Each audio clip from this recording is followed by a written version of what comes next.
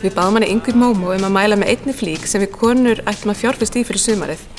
Við báðum hana einnig að sýna okkur hvernig við getum notað þessa sömu flík við ólík tækifæri bara með smávægilegum breytingum. Kíkjum upp í Mómó. Inga, segðu mér, ef það ein flík sem við ættum að bæta við í fataskápinu í sumar, hvaða flík ætti það að vera? Heyrðu, bara síðukjóll, ekki spurning. Og í lit. Litan síðan kjól? Já.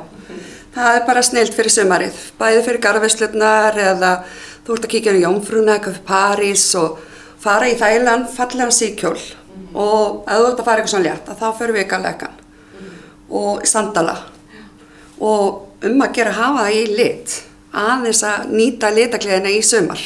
Já, ekki bara þetta svarta. Nei, við erum svolítið mikið í því, þannig að að gera breyta því. Þessir eru rosalega þægilegir.